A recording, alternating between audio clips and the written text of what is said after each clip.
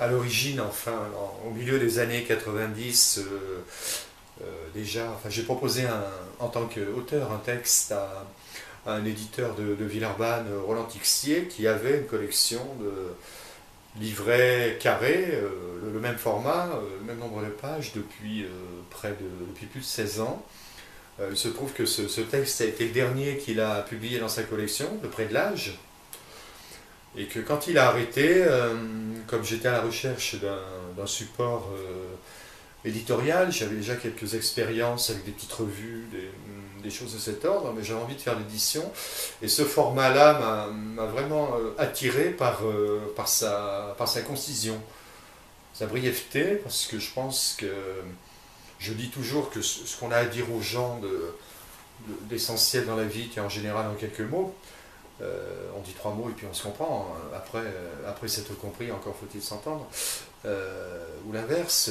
Donc j'ai pensé que pour la poésie, pour une vision de la poésie que j'ai, la parole première, les choses premières exprimées, ce format-là était idéal et puis correspondait en effet à mon esprit réputé carré. Donc voilà pourquoi, voilà comment est né Précaré en 1997.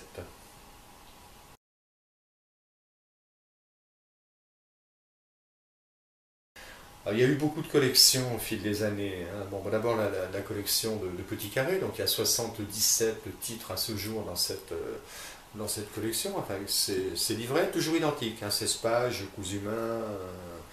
J'ai fait beaucoup d'autres choses, donc des livres, des volumes. Et voilà, donc là il y en a quelques-uns, quoi. Soit qui soient faits en typographie, en numérique, etc. Mais enfin, c'est pas ma vocation. Moi, j'ai envie de continuer dans cet esprit de collection, de collection de petits livrets de poésie, avec la légitimité de la plaquette et du petit livre en poésie. Beaucoup d'autres choses ont été faites. Les 36 choses à faire avant de mourir, d'après Loulipo.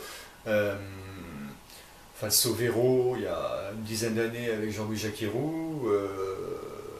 Les livres, la collection des lettres à des auteurs qui comporte 6 titres à ce jour.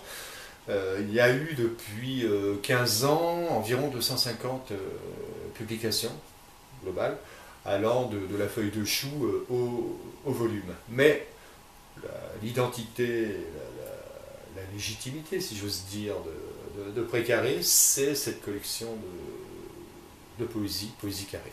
C'est ça.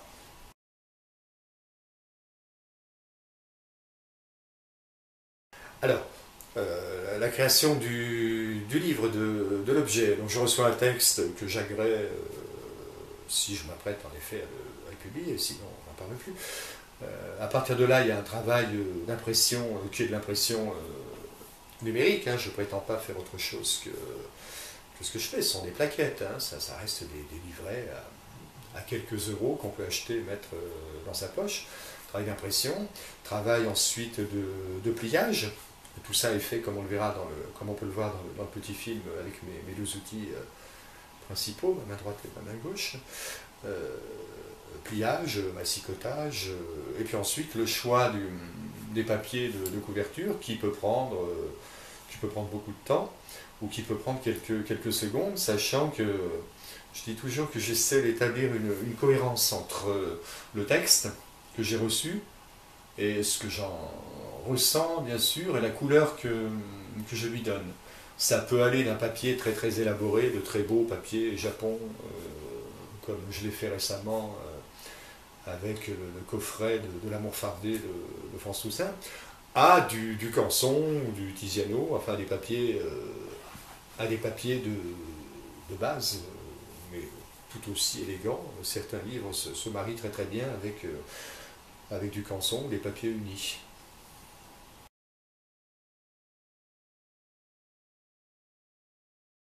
Le lien, il est constant et il est permanent. Ça fonctionne sur un réseau qu'on appelle très souvent en poésie, en revue, en publication. L'abonnement, ça veut dire que les gens s'abonnent, adhèrent pour une année de publication, qui reçoivent dans leur boîte aux lettres les 4 titres de l'année que j'ai choisis, ou alors sur les salons du livre, les bibliothèques, enfin dans des rencontres, des choses comme ça. Mais le lien il est constant parce qu'il y a toujours échange de courrier. Moins maintenant, beaucoup de choses passent par le mail maintenant. Donc je connais pratiquement, dirais-je, allez, 75% des gens qui sont abonnés chez moi, que j'ai rencontrés au moins une fois, ils viennent sur un salon, et puis je suis un tel, ah oui en effet, bon. Et donc on se parle sans cesse, c'est une grande partie de ce travail, c'est dans la relation. Alors si on veut faire le grand professionnel, on peut dire maintenir un réseau, mais c'est de la relation, c'est des rapports humains. On se parle, on s'écrit, on échange, quelquefois le téléphone. Les gens, quand j'envoie un livret, me disent j'ai bien aimé, j'ai pas aimé, bon d'accord. On ne fait qu'échanger et discuter. Ça ne repose et ça ne fonctionne que sur cette saine base.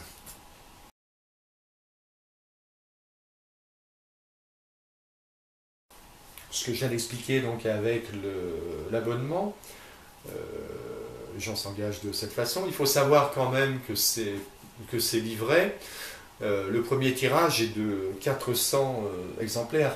Je ne fais pas du tout de diffusion en librairie parce que je ne veux pas, parce que les libraires ont un nombre de références tellement important que c'est pas la peine d'aller y voir, sauf si quelquefois on me demande, vous avez publié un tel, est-ce qu'on peut avoir, bon d'accord. Mais non, c'est vraiment une forme d'échange quasiment de la main à la main. Et ces petits livrets, en effet, sont diffusés. Certains ont été tirés à plusieurs centaines d'exemplaires. Quelques-uns ont dépassé les 1000 exemplaires, ce qui est très important en poésie. Donc, je dis toujours aux auteurs, faire un texte avec précaré, c'est avoir l'assurance qu'il sera lu. Toujours à plusieurs centaines d'exemplaires, quel que soit le moyen de diffusion. Soit que je les donne, soit qu'on me les vole, soit que je les envoie par la poste, soit que je les vende. Enfin, il y a toutes les variantes sont possibles. Voilà. Merci. Merci à vous.